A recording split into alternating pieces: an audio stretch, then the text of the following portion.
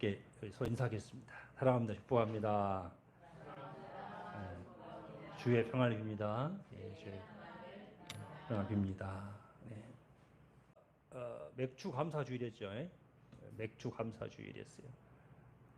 맥주 감사, 그러니까 보리를 추수하는 시기에 하나님께 드리는 감사, 그런 말이잖아요. 맥주 감사 주일. 구약의 이제 배경으로 하고 있지만은, 원래 이 7월 첫째 주가 맥주 감사 주일로 우리 교회에서 지키는 이유는 지난 한 해 그 반년을 돌아오면서 지난 반년 동안 그 주신 은혜를 기억하고 감사하고 또 남은 이제 한 해 반년 동안 하나님이 우리를 지켜주시고 또 축복해 달라고 은혜를 주시도록 그렇게 바라는 그런 의미가 가지고 있습니다. 이렇게 지난 6개월을 이렇게 쭉 돌아오면서 우리가 무엇에 감사하는가, 감사 제목들이 있을 겁니다. 저는 개인적으로 올해를 시작하면서 목회자로서 정말 예수님의 온유와 겸손을 배우고 싶은 마음이 있었습니다. 온유와 겸손이 참 내 본성대로는 안 된다는 걸 많이 깨달았기 때문에 예수님의 온유와 겸손을 배우기를 원합니다. 항상 기도를 하면서 새해를 시작했어요. 근데 하나님께서 지난 6개월 돌아오면서 이 모양 저 모양으로 인도해 주신 것을 깨닫게 됩니다. 특별히 제가 올해 이제 총무를 맡아가지고 상가의 공사를 하면서 상가 공사를 하는 과정에서 참 그 예수님의 그 마음을 많이 배웠습니다. 내 성질대로 하면 안 되는구나. 공사하면서 내 성질대로 하면 절대 공사 진행이 안 되고 여기 27명의 그 주인들한테 돈을 다 받아가지고 공사를 하는데 이 주인마다 다 사정이 있잖아요.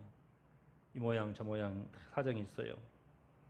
그런데 이제 뭐 보면은 다 뭐 어떻게 보면은 어려워서 그러겠지만은 잘 협조를 안 해주는 분도 있고 참 곤란하고 막 그런 경우가 있었습니다. 하지만은 내 성질대로 하면은 진행이 안 됩니다. 그러니까 기도하면서 이렇게 계속 새벽마다 권사님하고 기도하면서 하나씩 하나씩 문제를 풀어가고 예수님이 주시는 마음을 이렇게 덧입고 또 이렇게 진행하고 하니까 결국은 이제 과정에서는 어려움도 있었지만은 진행이 잘 됐어요. 마무리가 잘 됐습니다. 그러니까 여기 상가에 있는 여기 입주민들이 아주 이렇게 기뻐합니다.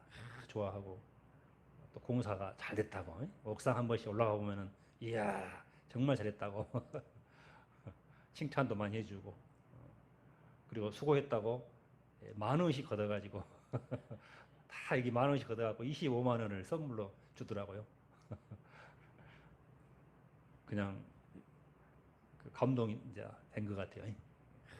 수고했다고 총무님이 수고 많이 했다고 25만 원 용돈 주는데 그 25만 원이 한 250만 원 같은 느낌이 들더라고요. 이렇게.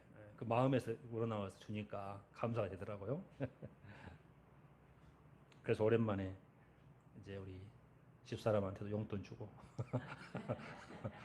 성현이도 용돈 주고 기분 좋잖아요. 용돈 통닭도 사서 먹고 하나님께 참 감사가 됐어요. 예, 참 감사하더라고요. 참 그 예수님의 마음을 배우면은 좋은 일이 아주 많이 일어나는 것을 봅니다. 예, 정말 예수의 마음을 배우고 그 기도하고 이렇게 딱 그걸 적용하면 정말 이렇게 그 까다로운 사람들도 마음이 부드러워지는 것 같아요. 부드러워지더라고요, 금방. 부드러워지고 오히려 이렇게 감사하다, 고맙다, 수고했다. 어떤 분은 문자로 참 잘했어요. 막 그런 것도 올려주고 의외로 참 그 여기 분들이 마음이 따뜻했어요. 예.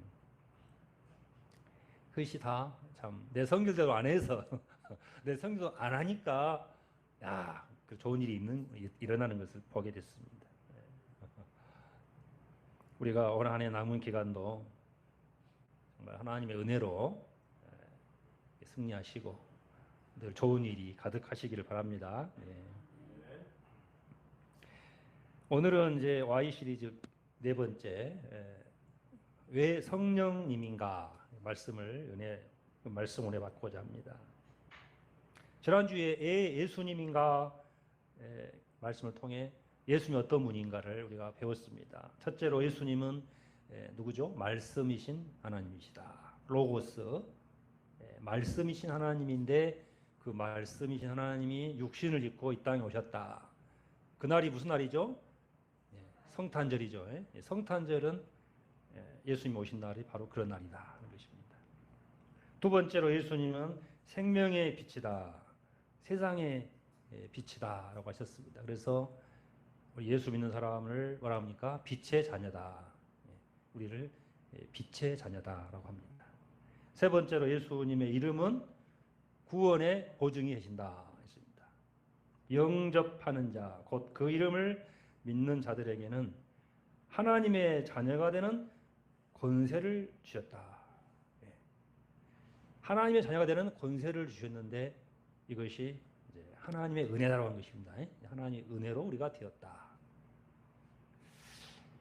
오늘 본문에서는 이 예수님께서 이 말씀이신 이 하나님이신 예수님께서 이제 십자가 죽음을 앞두고 지금 예수님은 유월절 만찬을 드신 후에 십자가를 앞두고 이제 제 아들과 마지막 만찬을 드시고 그들의 발을 씻겨주시면서 그 다락방에 앉아서 이제 이렇게 마지막 유언적 설교를 하고 있는 내용입니다. 이게 요한복음 13장에서 시작해가지고 14, 15, 16장 이렇게 해서 마지막 그 유언적 설교를 하고 있습니다. 그리고 17장에는 이제 기도하시죠. 기도하고 이제 십자가의 길을 가십니다. 이게 마지막 날이죠. 지금 예수님 마지막 날 밤에 제 아들에게 내가 이제 너희를 떠날 것인데 내가 떠나면 내가 너희에게 보혜사 성령을 보내겠다. 내가 떠나가면 성령님을 보낸다. 이렇게 약속을 하고 계십니다. 제 아들은 실감이 나지 않지요. 예수님이 우리를 떠난다고 하니까 실감이 나지 않습니다. 하지만은 내가 떠나는 것이 너희에게 유익이다. 내가 너희가 실족하지 않도록 하기 위해서 내가 지금 보혜사 성령을 너희에게 말한다. 뭐 이런 내용을 쭉 설교 말씀을 하고 있는 것입니다. 제 아들은 자꾸 이렇게 예수님 떠난다고 하니까 마음에 근심이 되었습니다. 하지만 예수님은 오히려 그들에게 더 나아가 우리 예수 믿는 사람 모든 자들에게 내가 떠나가는 것이 유익이다. 더 큰 유익이다고 말합니다. 우리 함께 7절과 8절을 한번 읽어볼까요? 7절, 8절 시작. 그러나 내가 너희에게 실상을 말하노니 내가 떠나가는 것이 너희에게 유익이라. 내가 떠나가지 아니하면 보혜사가 너희에게로 오시지 아니할 것이요 가면 내가 그를 너희에게로 보내리니 그가 와서 죄에 대하여 의에 대하여 심판에 대하여 세상을 책망하시리라.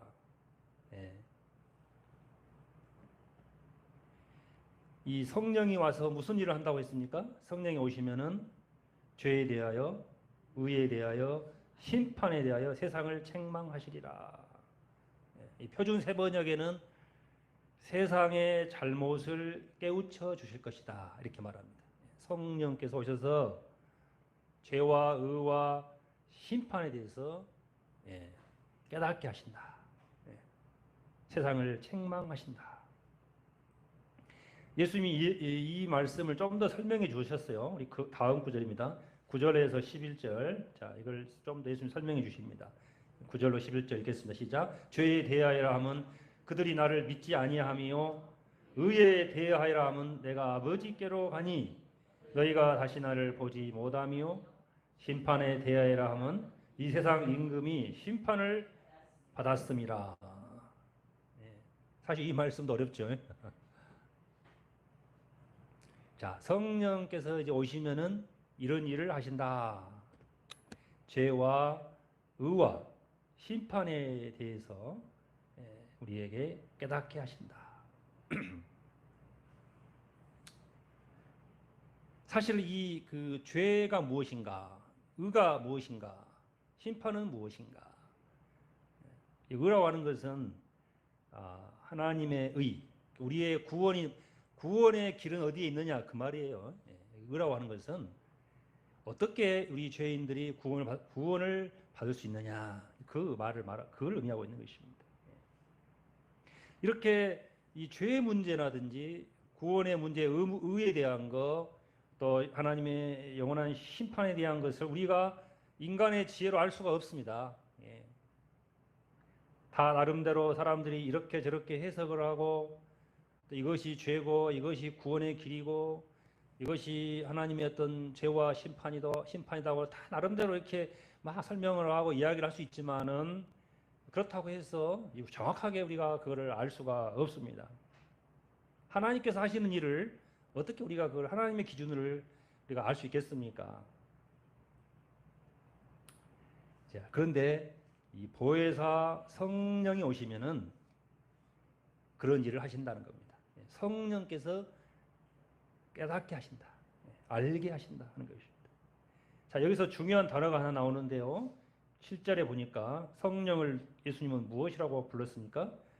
7절에 보혜사라고 되어 있죠. 보혜사를 보낸다. 성령을 이제 보혜사라고 지금 말씀하고 있어요. 한자죠. 한자 말로 번역이 된 거죠. 보혜사. 은혜로 보호하신다. 그런 말이에요. 보혜사. 은혜로 보호하시는 분이다. 뭐 그런 뜻인데, 헬라어의 그 원문에 보면은 파라클레토스라고 그래요. 이 보혜사를 원래 원어는 파라클레토스, 곁에 부르다, 합성어인데요. 도움을 주기 위해 가까이 부름을 받은 자라는 뜻입니다. 그래서 이 보혜사는 뭐냐면 우리를 돕기 위해 오신 분이다. 우리를 돕기 위해서 오셨다. 고대 그리스에서는 파라클레토스를 대개 법률 자문가나 변호사를 가리킬 때 사용하는 단어였습니다. 그러니까 고대 시대 변호사, 법률 자문가 이런 사람을 파라클레토스라고 했는데 예수님이 그 단어를 사용하고 있습니다. 복음서에서는 성도들의 유일한 조언자, 자문가이며 영혼의 스승이신 성령을 가리키는 용어로 사용되고 있습니다. 그러니까 이 성령은 누구냐면은 우리의 영적인 변호사, 영혼의 스승이다. 우리에게 깨달음을 주신다. 그리고 우리를 영어에서는 또 헬퍼라고 되어 있는데 헬퍼로 번역합니다. 돕는 자다. 우리를 돕는 자다라고 말하고 있습니다. 유진 피터스는 이 보혜사를 친구라고 번역을 했어요. 이 파라클레토스를 또 친구라고도 번역했어요. 그러니까 성령님은 우리의 친구고 또 돕는 자이고 영적인 변호사고 영혼의 스승이다.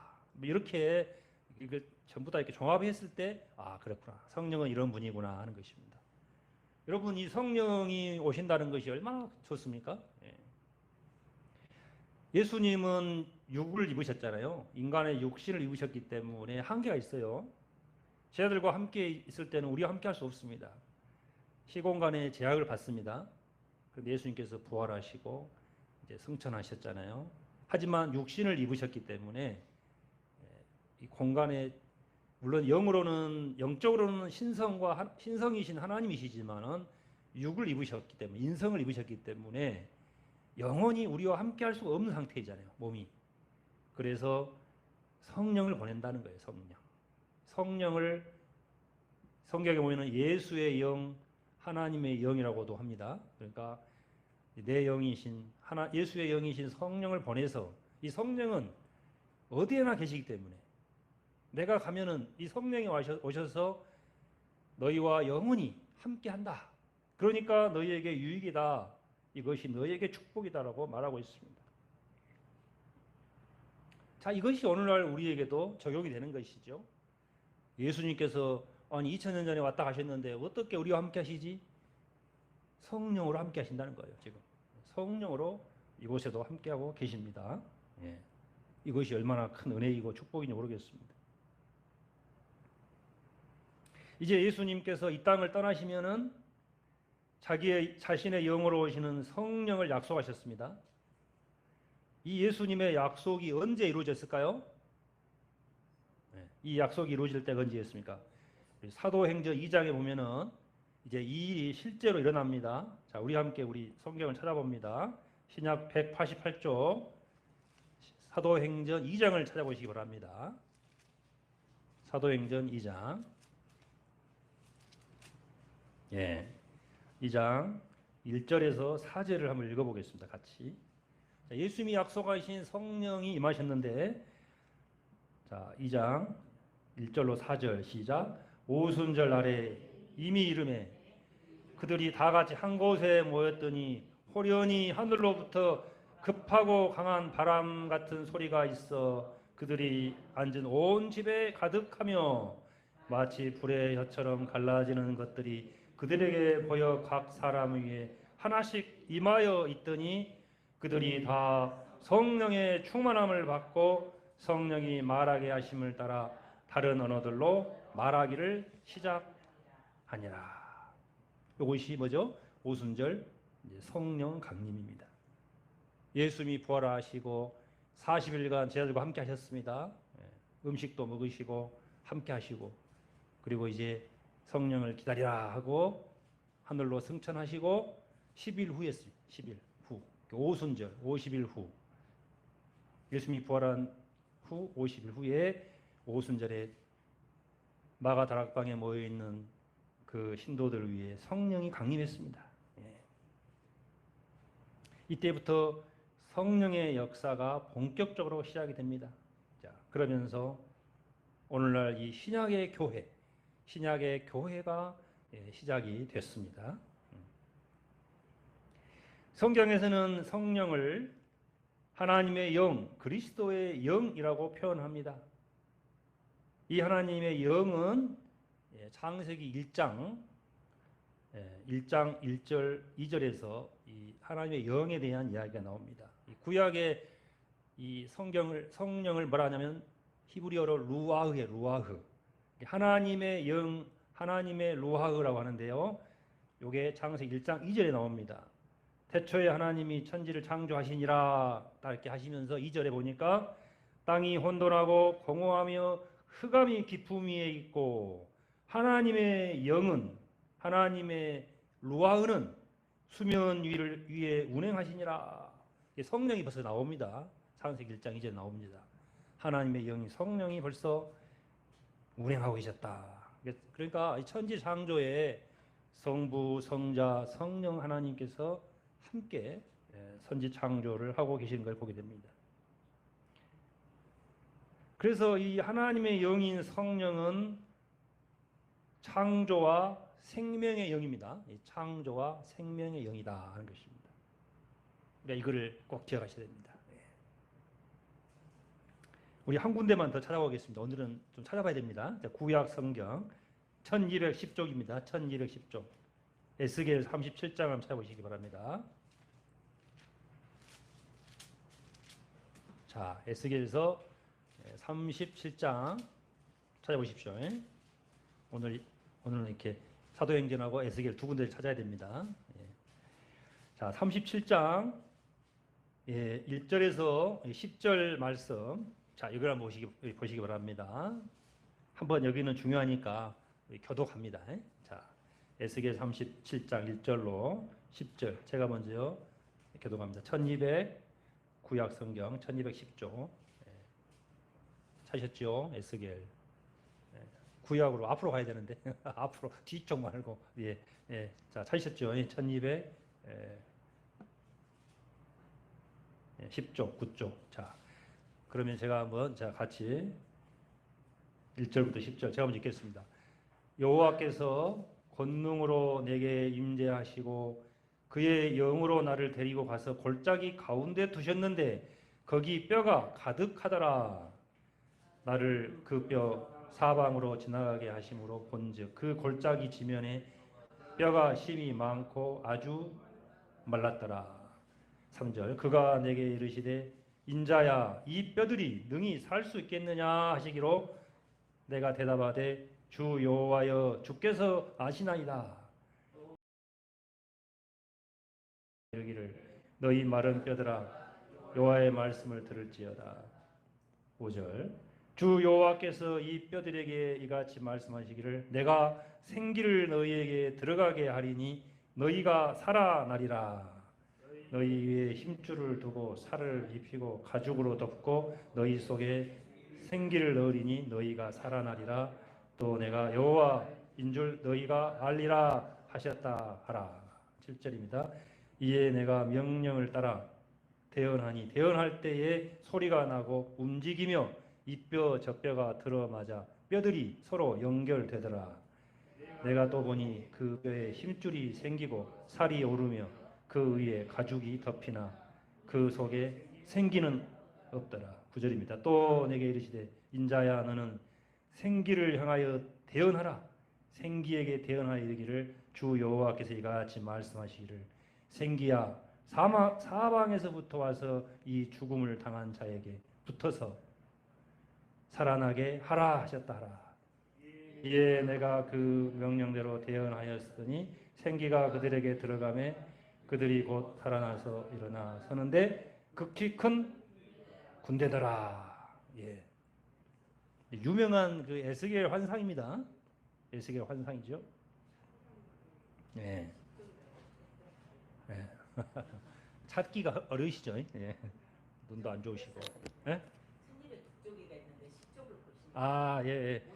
제 성경하고 페이지가 좀 달라요. 예. 예, 그렇구만. 예.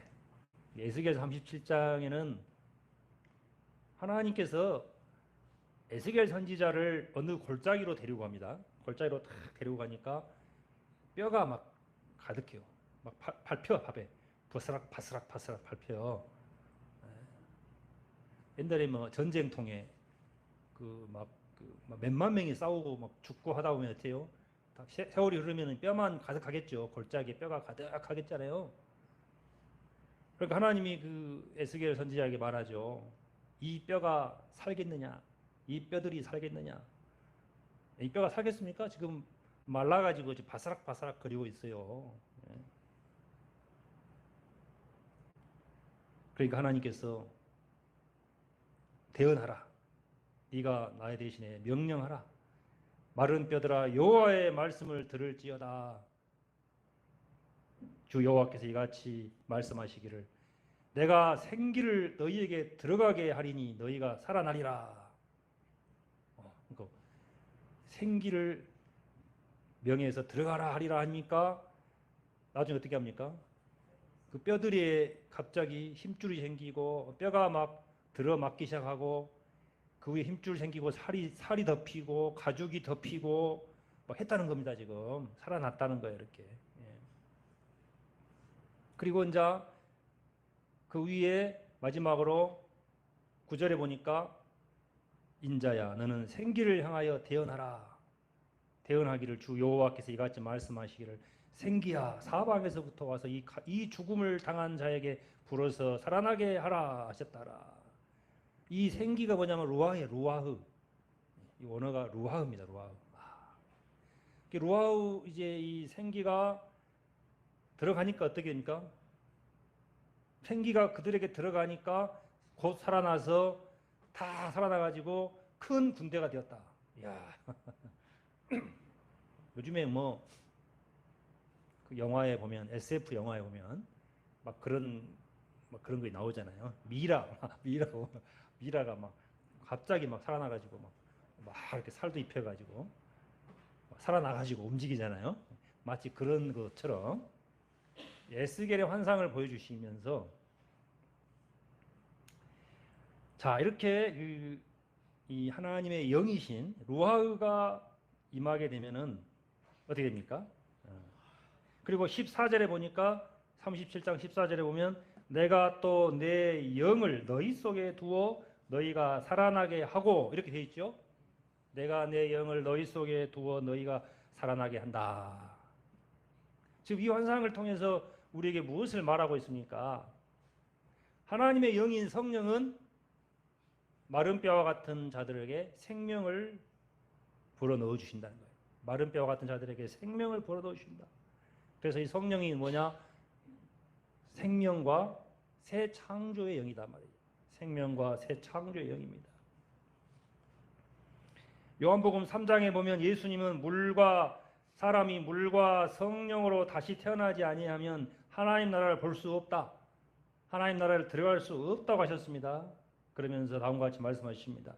육으로 난 것은 육이요 영으로 난 것은 영이니 내가 내게 거듭나야 하겠다는 말을 놀랍게 여기지 말라. 바람이 임의로 불매 내가 그 소리를 들어도 어디서 와서 어디로 가는지 알지 못하나니 성령으로 난 사람도 다 그러하니라.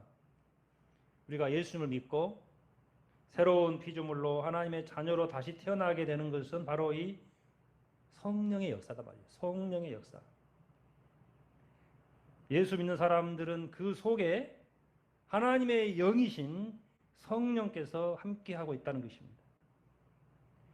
마른 뼈가 살아났는데 아직 움직이지 않고 있어요. 근데 그곳에 루아의 성령을 불어 넣으니까 살아 움직인 것처럼 영적으로 죽은 자들에게 성령이 임할 때 그 영이 살아난다는 것이 이것이 바로 예수님께서 우리에게 말하고 있는 거듭남의 진리입니다.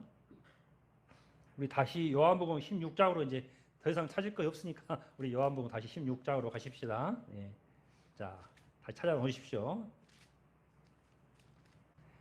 죄송합니다. 자꾸 찾으라고 하니까 죄송하지요. 자, 176장으로 이제 넘겨 놓으세요. 제 성경은 75쪽인데 174, 75쪽. 자, 다시 요한복음 16장 펴놓으시고요. 자, 그러면은 하나님의 영이신 성령께서 우리 안에서 어떤 일을 하시는가? 우리 마지막으로 13, 14절 읽어봅시다.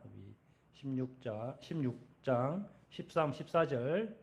자, 시작. 그러나 진리의 성령이 오시면 그가 너희를 모든 진리 가운데로 인도하시니 그가 스스로 말하지 않고 오직 들은 것을 말하며 장래 일을 너희에게 알리시리라.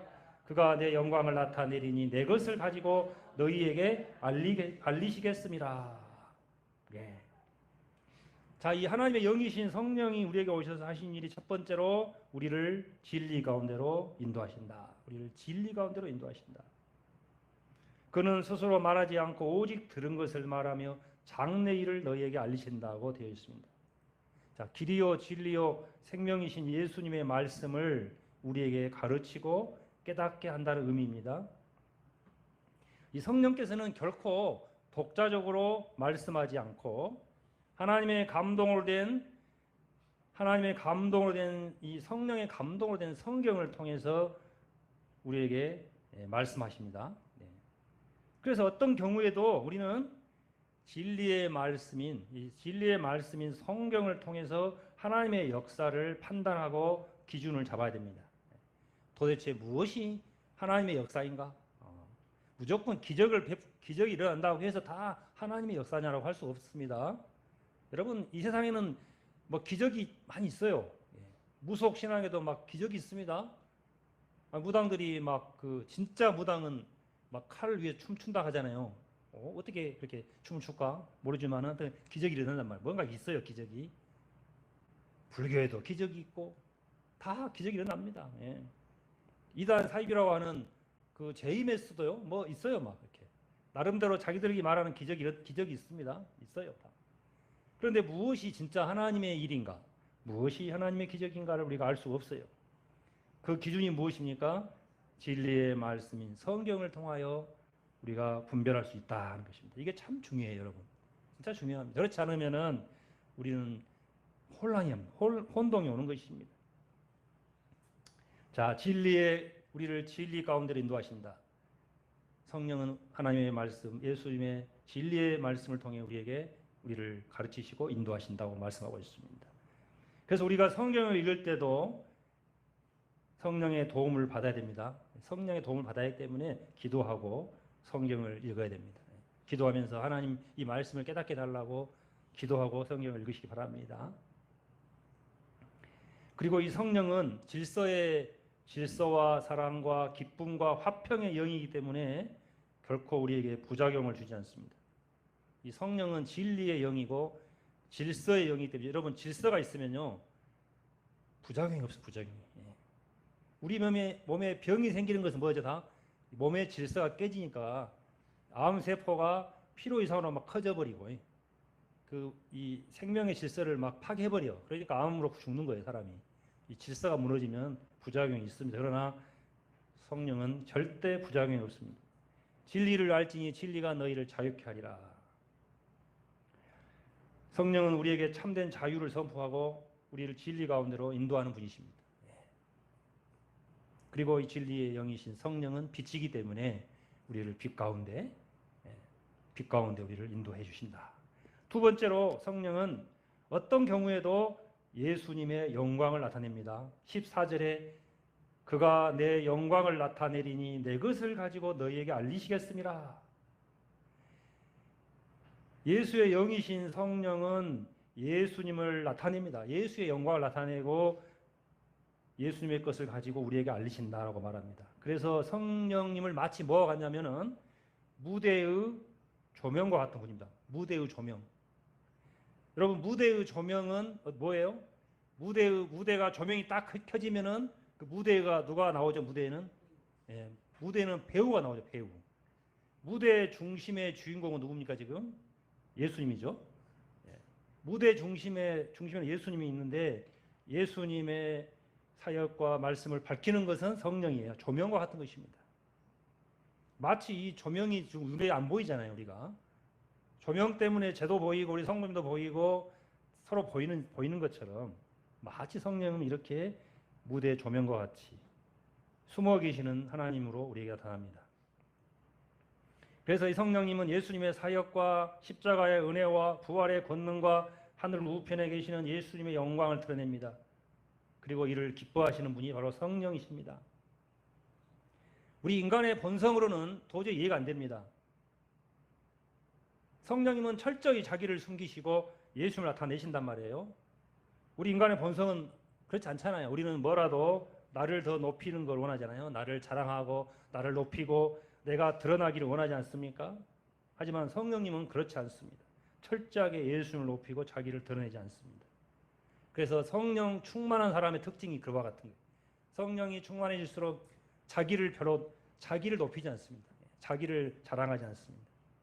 자랑하는 자들은 주 안에서 자랑하라. 주 안에서 자랑하라. 정말 성령 충만한 그래서 신앙이 성숙이잖아요. 신앙이 성숙해질수록 자기를 드러내지 않습니다. 자기를 별로 그렇게 드러내지 않습니다. 하나님의 은혜를 드러냅니다. 또 다른 사람이 잘한 거 있으면 그걸 더 드러내기를 원하는 것입니다. 그렇다고 해서 성령은 늘 숨어 계신다고 하여 능력이 없습니까? 그렇지 않습니다. 성령은 때로는 강하고 급한 바람처럼 또 홍해의 바다를 가르고 바위를 부서뜨리고 동풍을 불어 광야의 메추리가 진에 가득 덮이게 하였습니다. 때로는 비둘기처럼 온화하고 부드럽게 역사합니다. 그리고 성도들을 위로하십니다. 그리고 우리에게 필요한 은사를 주십니다. 여러 가지 능력을 주십니다. 성령은 자기를 나타내지 않지만은 여러 가지 모양으로 우리를 도우신다. 그리고 그분의 성품은 온유와 겸손입니다. 갈라디아서 5장에 보면 성령의 열매 9가지, 우리가 맺어야 할 성령의 열매 9가지를 말하고 있습니다. 제가 읽겠습니다. 오직 성령의 열매는 사랑과 희락과 화평과 오래 참음과 자비와 양선과 충성과 온유와 절제니 이 같은 것을 금지할 법이 없느니라. 이것이 바로 성령의 성품이고 성령의 열매다라고 말하고 있습니다. 자, 이제 말씀을 정리하겠습니다. 사실 이 성령에 대하여 할 말이 많지만은 또 시간의 한계도 있고 또 우리가 다 이해하는데도 한계가 있기 때문에 오늘은 이제 이 세 가지 왜 성령인가 이 부분을 함께 살펴보았습니다. 첫째로 성령이 누구라고 했습니까? 첫째로 성령은 보혜사다. 꼭 그걸 기억해야 됩니다. 보혜사가 무슨 뜻이었죠? 우리의 보호자다, 영적인 변호사, 영혼의 스승, 돕는 자, 또 친구라고도 번역했습니다. 그리고 성령은 진리의 영이시고 우리를 진리 가운데로 인도하신다. 예수님께서 이 땅을 떠나시면서 우리에게 성령을 약속해 주셨습니다. 그리고 오순절 성령 강림을 통해 성령님은 이제 우리 가운데 함께하고 있습니다. 이 성령이 우리와 함께하고 있습니다. 우리 안에 함께하고 우리 가운데 함께하고. 그래서 내가 예수 믿는 사람은 개인적으로도 성령의 전이고 또 우리 교회 공동체가 성령의 공동체가 되는 것이죠. 성령께서 와 계시기 때문에 그렇습니다. 두 번째로 성령은 하나님의 영, 루하흐라고 했습니다. 생명과 창조의 영이다. 생명과 창조의 영이십니다. 마른 뼈를 일으켜 생기를 불어넣으시고 하나님의 군대가 되게 하셨습니다. 하나님의 영이 함께할 때 우리는 새로운 생명, 하나님의 자녀로 거듭나게 됩니다. 문제는 내 안에 하나님의 영, 성령이 함께하고 있느냐 없느냐. 성령이 없으면 우리는 마른 뼈와 같은 자가 됩니다. 성령이 없으면 마른 뼈와 같다 했습니다. 그리스도의 영이 없으면 하나님의 사람이 아니라 그리스도의 영, 성령이 없으면 우리는 하나님의 자녀가 아니다 말하고 있습니다. 우리는 성령을 구해야 돼요. 내 안에 성령이 와 계심을 믿으시길 바라고 또 그 확신이 없고 그러면 기도하셔야 됩니다. 우리 모두 성령의 사람 되시기를 바랍니다. 마지막 세 번째로 성령님은 예수의 영광, 그리스도의 영광을 나타냅니다. 그리스도의 영, 예수의 영이신 성령님은 마치 무대의 조명과 같은 분입니다. 하지만 그분은 강하고 급한 바람처럼 때로는 온유한 비둘기처럼 우리에게 역사하시고 우리에게 자신의 한계를 뛰어넘을 수 있도록 은사를 주시고 또 거룩한 성품을 갖도록 우리를 연단하신다. 이 성령님이 오늘도 우리와 함께 그리고 우리 안에서 말씀하시고 그리고 우리 그리스도의 몸된 교회를 통해서 일하고 계십니다. 그리고 이 성령님은 마땅히 우리의 경배와 찬양을 받기에 합당한 성삼위 하나님이십니다. 우리에게 진리의 영이신 보혜사 성령님을 허락하신 우리 주 예수 그리스도의 은혜와 하나님의 놀라운 사랑이 우리 모든 성도님들의 가정과 일터와 자녀들 위해 함께하기를 주님의 이름으로 축원합니다. 기도하겠습니다. 하나님 아버지, 오늘도 부족한 자를 통하여 주의 말씀을 또 전할 수 있도록 은혜 주시니 감사합니다. 진리의 영이신 성령, 보혜사 성령, 우리를 늘 함께 하시며 도우시는 성령님과 함께 동행하게 도와주시고 또 성령의 성품, 온유와 겸손과 사랑으로 우리를 인도하여 주시옵소서. 오늘도 귀한 말씀 주시면 감사하오며 예수님의 이름으로 기도하옵나이다. 아멘. 우리 191장 우리 찬송하겠습니다.